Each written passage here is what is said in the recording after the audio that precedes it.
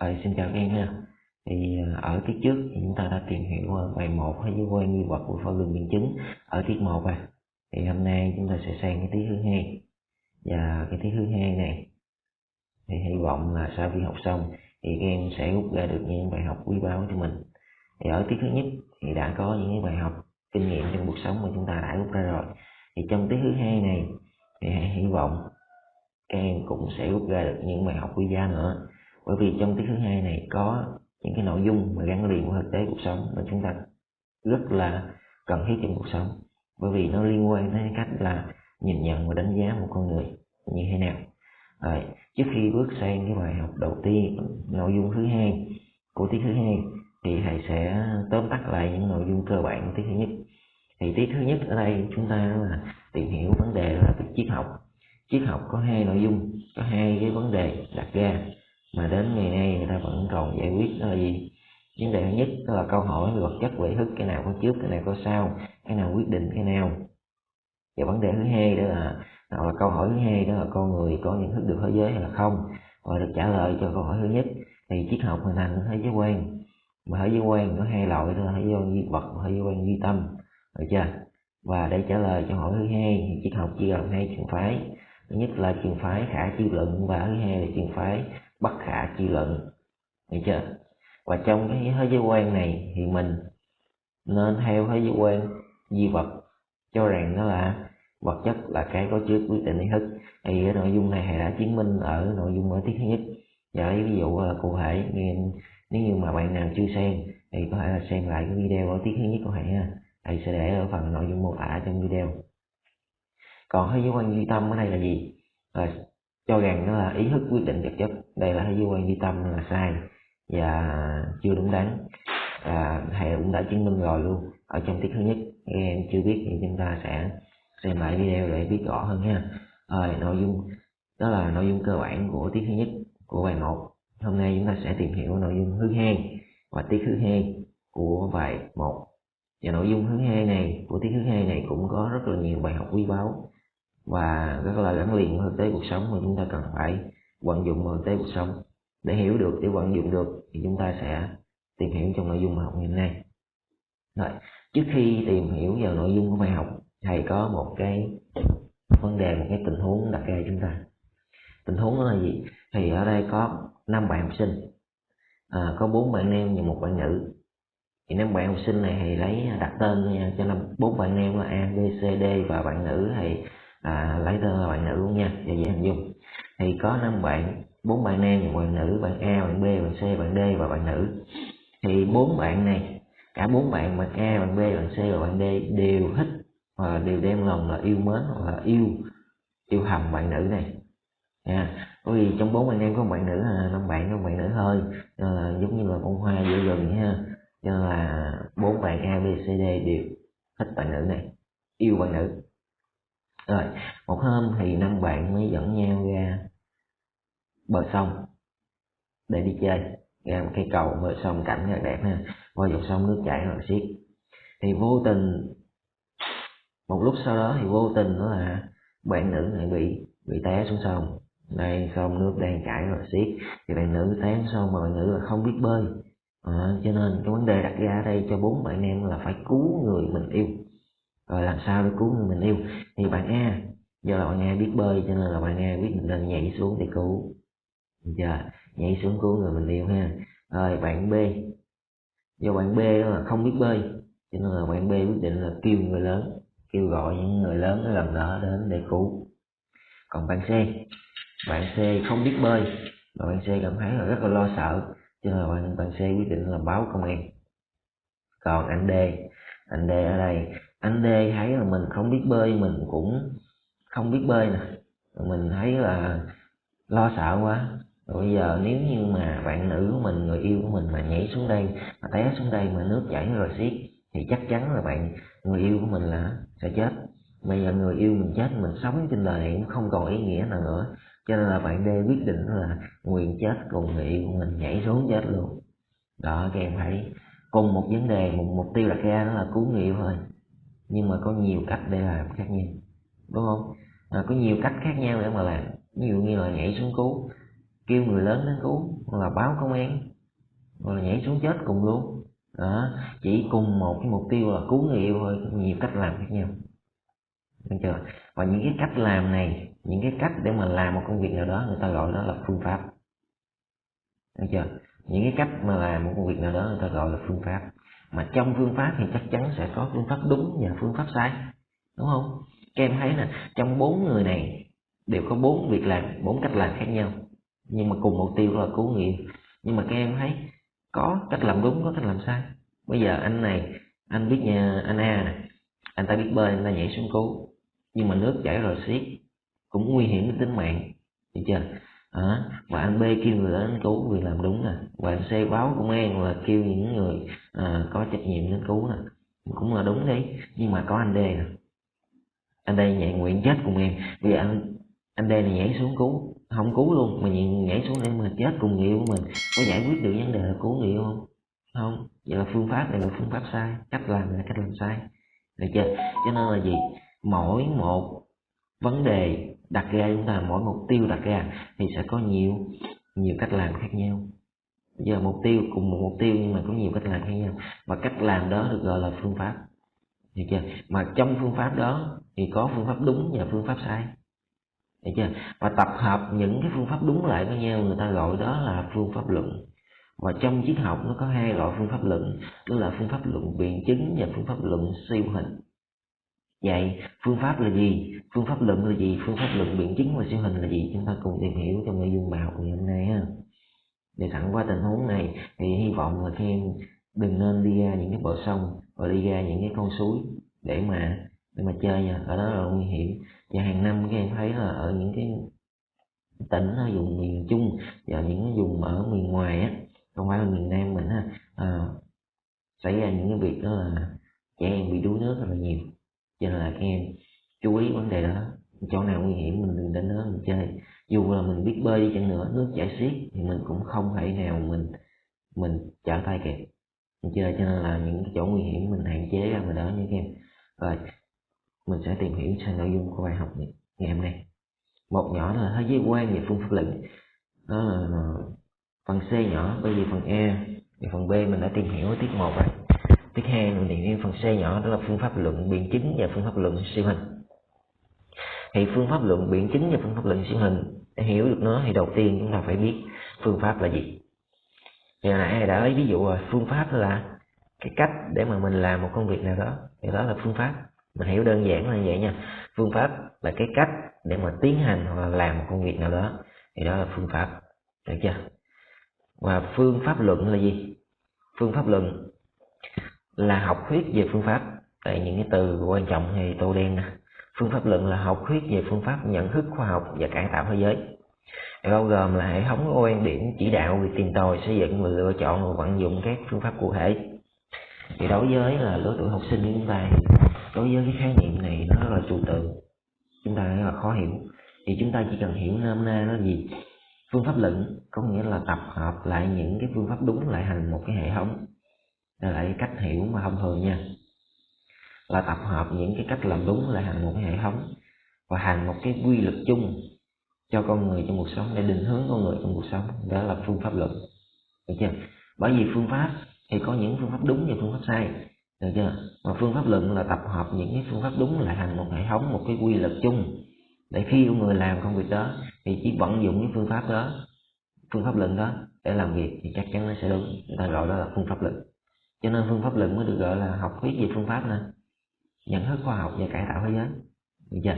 Đó là phương pháp luận. Và trong triết học thì phương pháp luận chia ra là hai loại, đó là phương pháp luận biện chứng và phương pháp luận siêu hình. Vậy thế nào là phương pháp luận biện chứng, thế nào là phương pháp luận siêu hình, chúng ta cùng tìm hiểu ha. Phương pháp luận biện chứng là phương pháp luận mà xem xét sự vật hiện tượng trong trạng thái là ràng buộc lẫn nhau giữa chúng, trong sự vận động và phát triển không ngừng giữa chúng, được chưa? Đó là phương pháp luận biện chứng. Còn phương pháp luận siêu hình đó là phương pháp luận xem xét sự hiện tượng một cách phiến diện, cô lập, tách rời, không vận động, không phát triển. Các em chú ý, hai phương pháp luận này nó đối lập nhau, cũng giống như là thế giới quan duy vật và thế giới quan duy tâm vậy, nó cũng đối lập nhau. Phương pháp luận biện chứng thì xem xét sự vật hiện tượng trong trạng thái là ràng buộc lẫn nhau, vận động và phát triển không ngừng.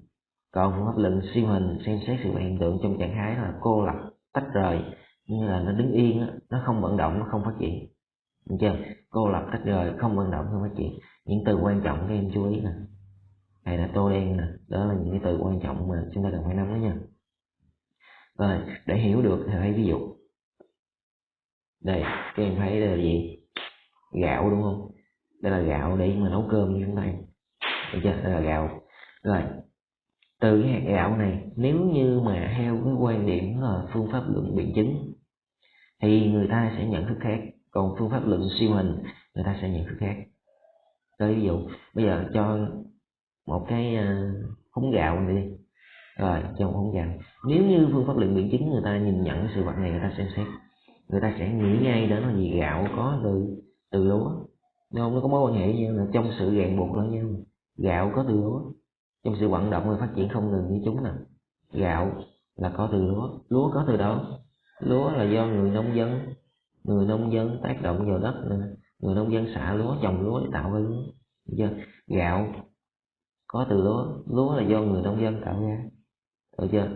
Đây có mối quan hệ trong sự ràng buộc lẫn nhau hết nè, vận động và phát triển không ngừng.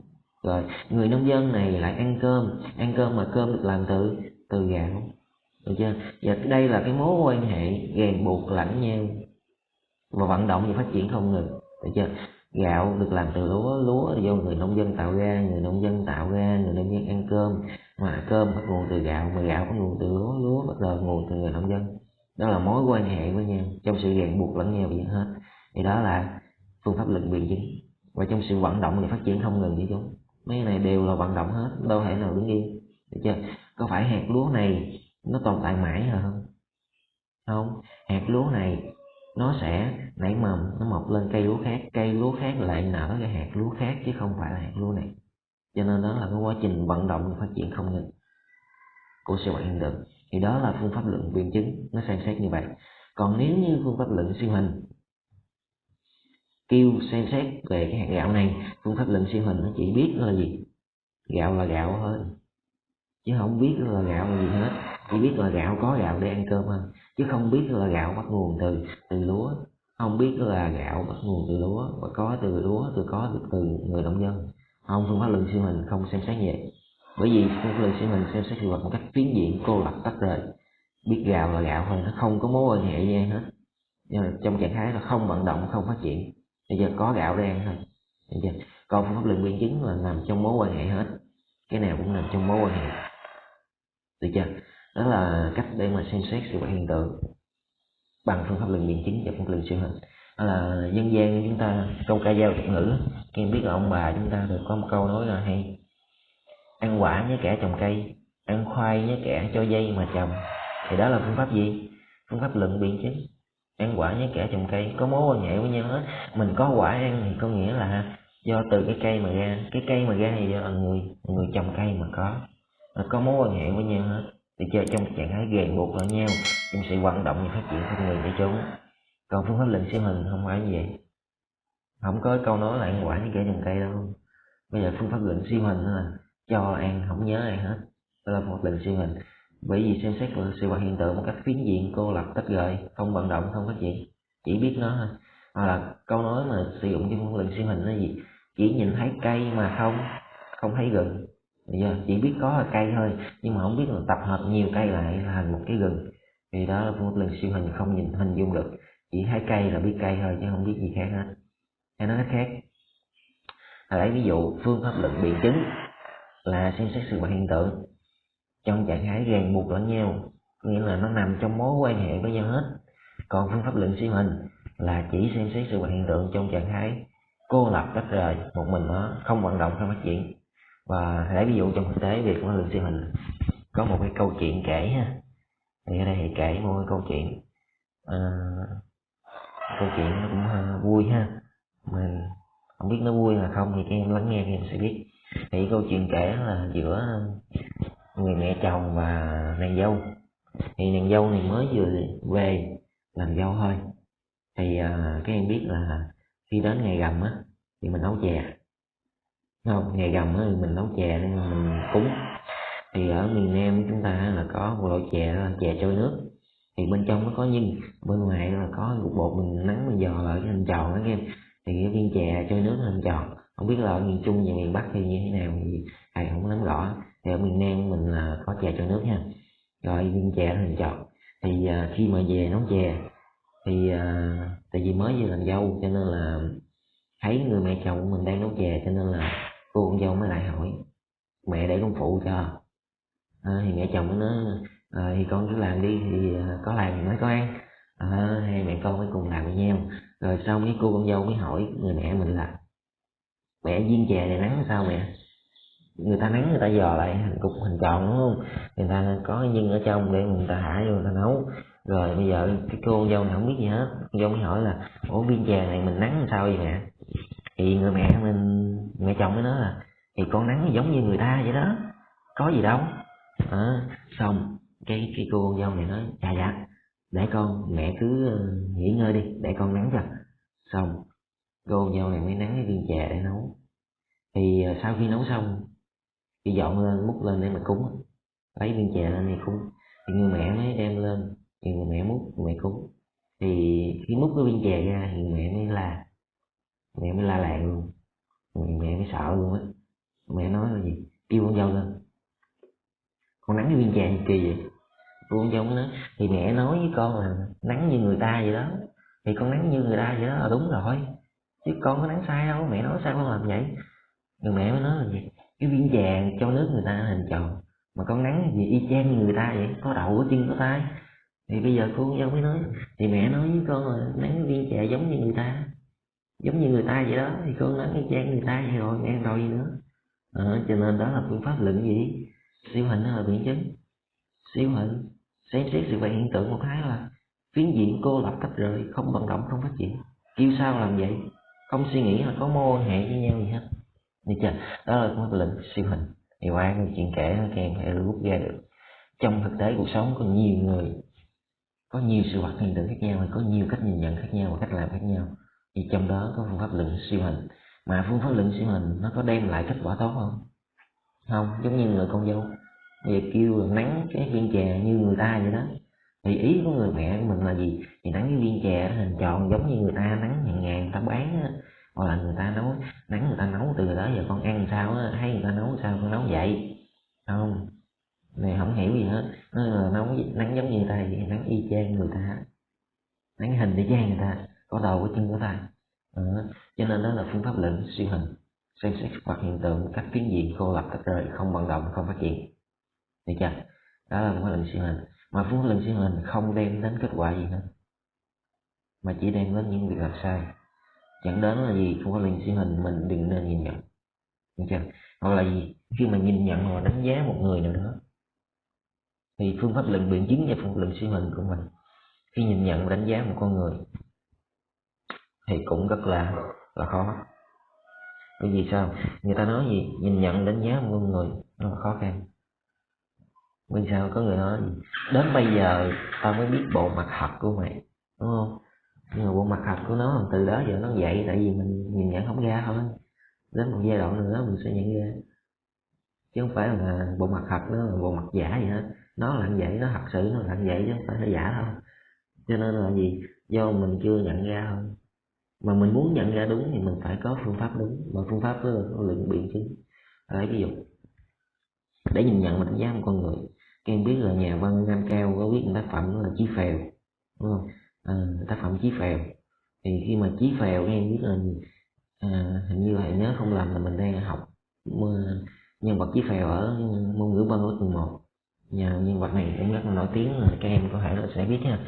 Thì nhân vật Chí Phèo này là xấu, uống rượu say xỉn, và trong làng Ngũ Đại ai cũng sợ, khi thấy Chí Phèo người ta sẽ sợ, ta nhìn nhận ngay, người ta đánh giá là đó là một con người không tốt, đúng không? Vậy nhìn nhận và đánh giá bên ngoài vậy đúng chưa? Chưa, phải nhìn nhận trong mối quan hệ thì mới là phương pháp luận biện chứng. Còn mới nhìn vô đánh giá nó là người xấu, Chí Phèo là người xấu, thì đó là phương pháp luận siêu hình. Là phải nhìn nhận cách biện chứng nè, trong sự ràng buộc lẫn nhau, phải tìm hiểu nguyên nhân tại sao mà người ta lại trở nên xấu xa như vậy, tại sao người ta lại uống rượu be bét như vậy, tại sao người ta lại gạch mặt ăn vạ như vậy. Phải nhìn nhận lại, xem xét sự vật hiện tượng trong trạng thái ràng buộc lẫn nhau, cho sự vận động và phát triển không ngừng của chúng. Đó, thì lúc đó mình mới nhìn nhận và đánh giá đúng được Chí Phèo. Bây giờ và Chí Phèo mới nói là tôi muốn lương thiện, ai cho tôi lương thiện? Vậy chứng tỏ là Chí Phèo có xấu không? Chí Phèo vẫn có cái tốt trong con người của họ. Bởi vì sao? Bản chất của con người chúng ta đều có mối quan hệ giữa cái xấu và cái tốt, giữa cái thiện và cái ác, đều tồn tại trong một bản thân con người chúng ta. Chỉ khi nào cái thiện, con người chúng ta đều có cái thiện và cái ác, và nếu như cái thiện không kiềm chế được thì cái ác nó sẽ lấn ác, cái ác nó sẽ tăng lên. Đó là điều đơn giản. Lấy ví dụ, bây giờ nếu như mình đã làm người tốt nhưng sự cám dỗ của xã hội, nếu như mình không kiềm chế được thì sẽ dẫn đến là mình trở thành người xấu. Được chưa? Đó là mối quan hệ giữa cái xấu và cái tốt cùng tồn tại trong một sự hiện tượng, đó là cùng tồn tại của con người chúng ta. Cho nên phương pháp luận biện chứng phải xem xét trong mối quan hệ với nhau hết, chứ không được xem xét một cách tách rời. Giống như phương pháp luận siêu hình, thấy người ta xấu là nói là luôn luôn lúc nào người ta cũng xấu, mà thấy người ta tốt là nói luôn luôn lúc nào người ta cũng tốt. Không ai là toàn là ưu điểm cả, và cũng không ai là toàn là khuyết điểm cả. Vì biết là mỗi một con người chúng ta đều có ưu điểm và khuyết điểm riêng, không ai là tài năng hết đâu. Là Chủ tịch Hồ Chí Minh chúng ta cũng vậy, là một người tài giỏi như vậy, được mọi người và được cả thế giới tôn trọng như vậy, cũng vẫn có khuyết điểm, đó là hút thuốc. Giờ đó là khuyết điểm của bác rồi. Đấy, ví dụ để nhìn nhận đánh giá một con người, nó có một cái quy luật đây, cái phải 99 cộng 1 bằng 100, đúng không? Đây là đúng rồi, 99 cộng 1 chắc chắn bằng 100, nhưng 100 cộng 1 bằng 0. Tại sao vậy? Rồi áp dụng và vận dụng vào việc đó là nhìn nhận đánh giá một con người trong thực tế cuộc sống. 99 cộng 1 bằng 100, 100 cộng 1 bằng 0. Nào em nào tự suy nghĩ xem và hiểu là như thế nào. Sử dụng phương pháp luận biện chứng này. 99 cộng 1 bằng 100 nghĩa là gì? Khi mà em làm một việc, làm 99 điều tốt đối với một người nào đó, và em làm thêm một điều tốt nữa, thì họ sẽ ghi nhận với em là em có 100 điều tốt, đúng không? 99 điều tốt cộng 1 điều tốt bằng 100 điều tốt. Đó là đúng, ai cũng công nhận. Nhưng khi em làm được 100 điều tốt này rồi nè, khi em làm 100 điều tốt rồi, đây, khi em làm được 100 điều tốt mà em chỉ cần làm một điều xấu thôi, em chỉ cần làm một điều xấu duy nhất thôi, thì họ sẽ nhìn nhận em bằng một con số 0. Em không còn gì cả. 100 này là vô nghĩa, 100 điều tốt này là vô nghĩa. Đó là cách nhìn nhận siêu hình, được chưa?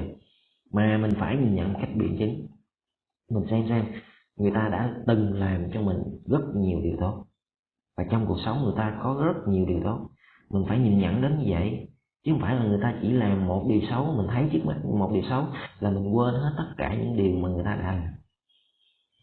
Đó là cách nhìn sai, đó là cách nhìn siêu hình. Còn cách nhìn biện chứng là gì? Người ta làm 100 điều tốt rồi, bây giờ người ta làm một điều xấu, mình nhìn nhận xem bây giờ trong con người chúng ta phải có khi này khi khác, phải có lúc này lúc khác, phải có lúc tốt lúc xấu, chứ đâu phải nào tốt hoài được.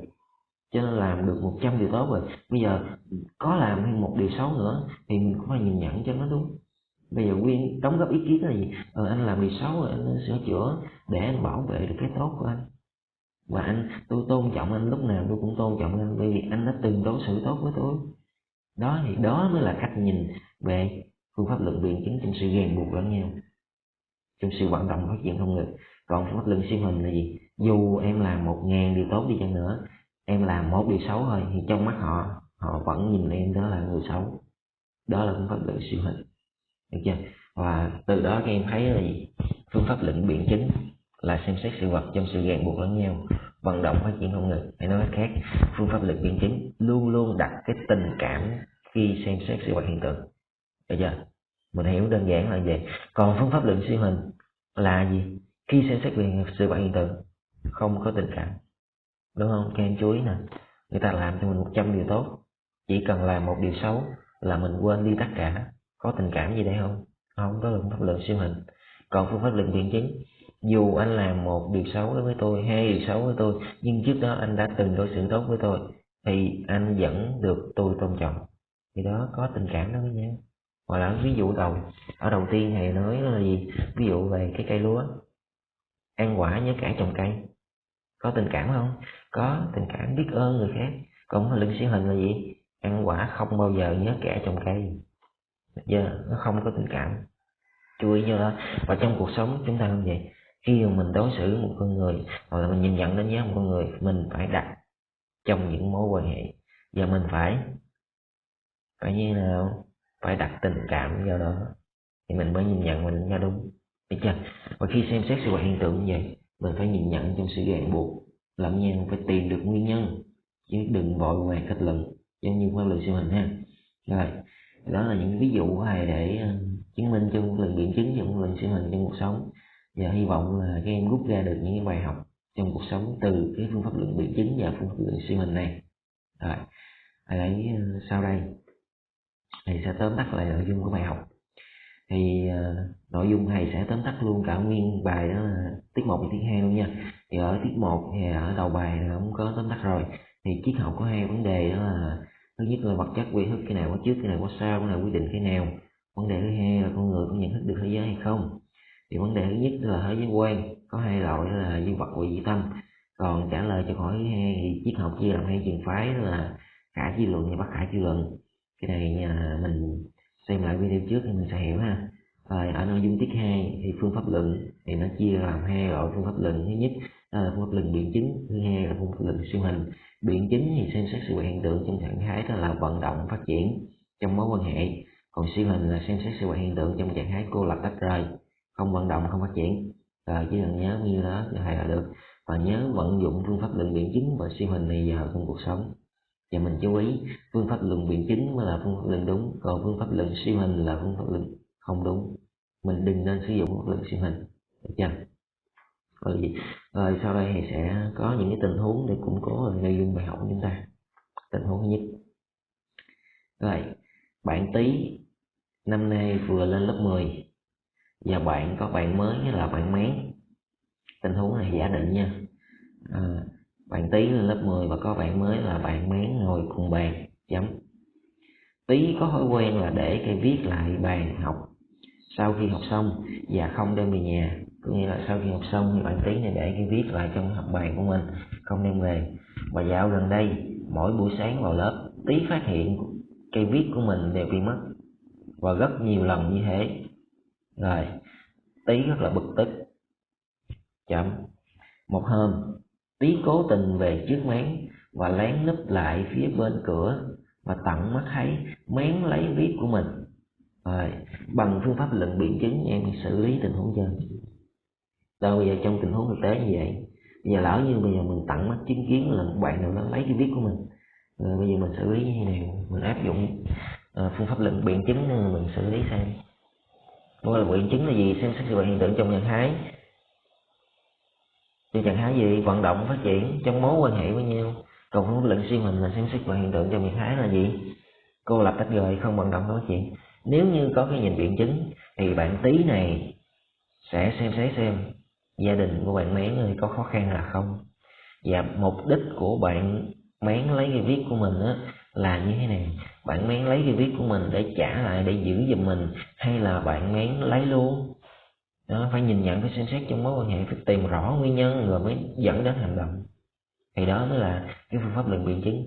Còn nếu như mà phương pháp luận siêu hình thì bạn Tý sẽ chạy đến, thậm chí là dùng vũ lực, dùng bạo lực để bạn Mén, bởi vì rất là bực tức mà. Thì đó là phương pháp luận siêu hình. Và phương pháp luận siêu hình là mình không nên sử dụng, nó có giải quyết được vấn đề đâu. Đúng chưa?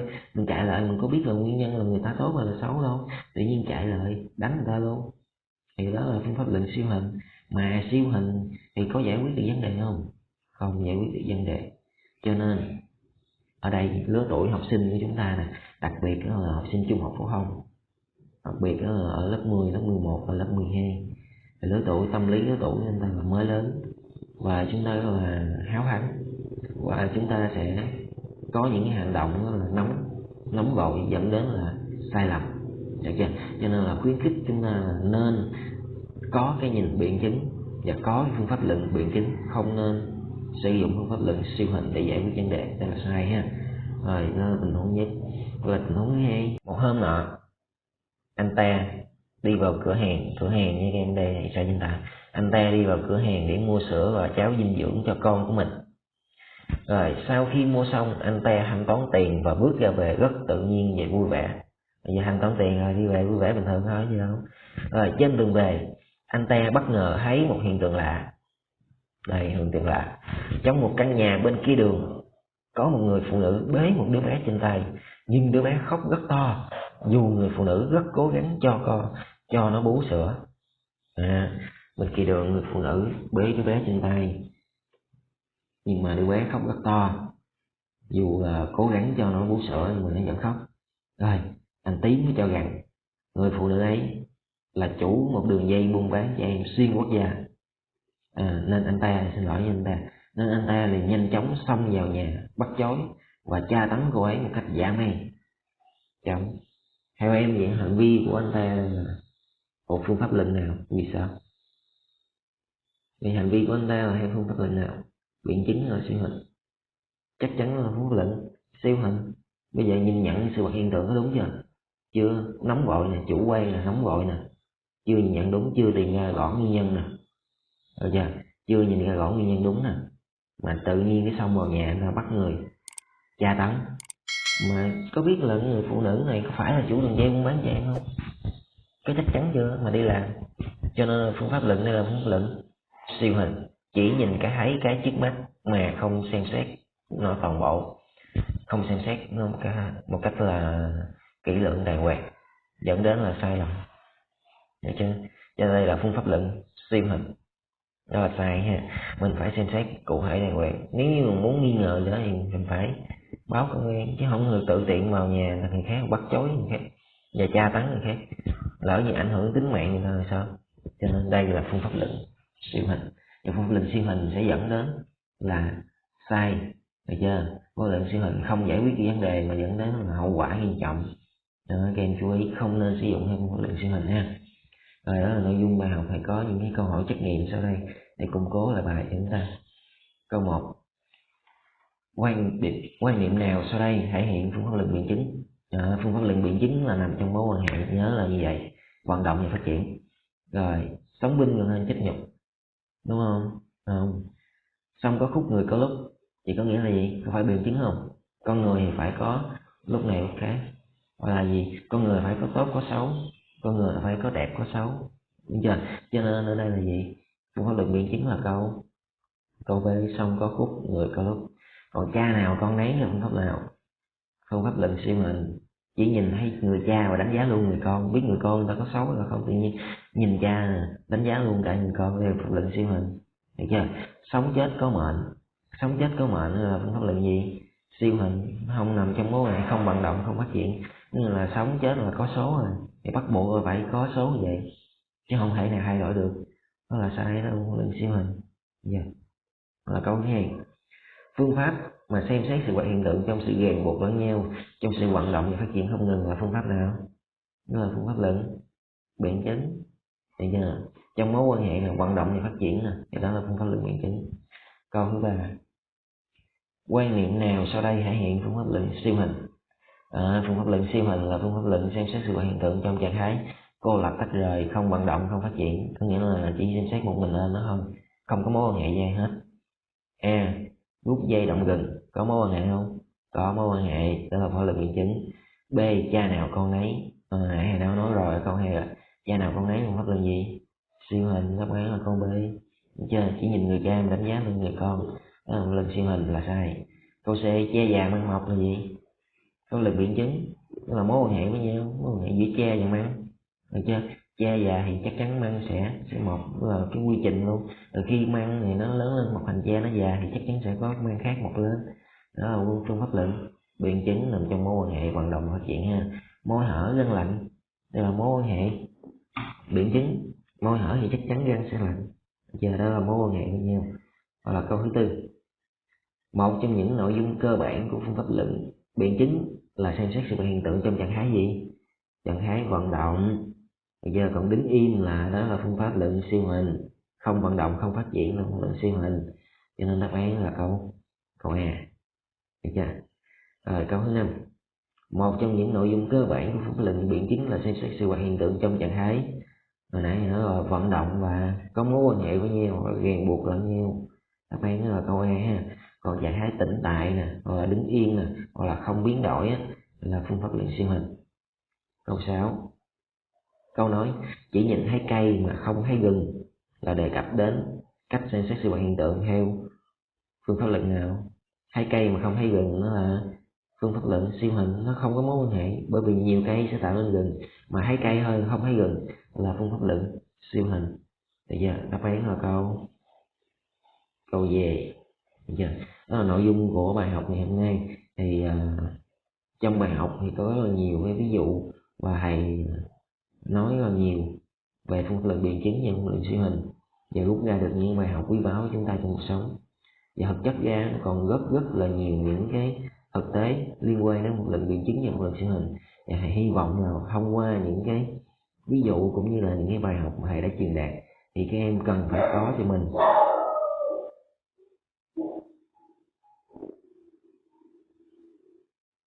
rồi 3, 2, 1 bắt đầu.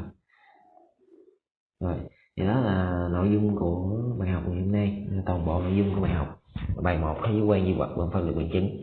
Thì trong nội dung của tiết thứ 2 này thầy đã truyền đạt cho các em những cái kiến thức cũng như là những cái bài học, những cái ví dụ thực tế trong cuộc sống. Thầy hy vọng là thông qua bài học này thì các em có một cái nhìn nó là biện chứng hơn, xem xét sự vật hiện tượng nó là trong mối quan hệ với nhau, và nhớ phải đặt tình cảm cũng như là bình tĩnh, suy nghĩ thật kỹ trước khi đưa ra một quyết định nào đó, thì lúc đó mình mới tốt và mới thành công. Tránh cái phương pháp luận siêu hình là gì? Nóng vội, chủ quan, chỉ nhìn thấy cái trước mắt mà không thấy được những cái phía sau của nó, hoặc là những cái phía trước của nó nằm trong những mối quan hệ, thì đó là sai. Và trong bài học thì có rất là nhiều cái tình huống, và thực chất ra còn rất là nhiều nữa, nhưng mình không có thời gian để truyền đạt cho các em. Thì hy vọng là thông qua những cái đó, những cái cơ bản đó, thì các em tự bản thân mình rút ra được cho mình những cái bài học khác, để mình trở thành một người tốt, một công dân tốt. Mình xem xét sự hiện tượng một cách đúng đắn và tránh bị sai lầm. Được chưa? Thì đó là nội dung của bài học của thầy, và những cái gì mà thầy muốn truyền đạt cho các em. Thì đó là nội dung cụ thể nhất, cơ bản nhất, và nội dung bài học của thầy đến đây là hết. Thì nếu như mà thấy video hay và ý nghĩa thì các em để lại một like và comment dưới video về những ý kiến của mình, cũng như là bấm đăng ký kênh ủng hộ thầy. Và các em chuẩn bị ở nội dung tiếp theo của bài tiếp theo là bài số 3, để chúng ta học bài ở bài tiếp theo nó sẽ tốt hơn và hiệu quả hơn. Rồi, xin chào các em.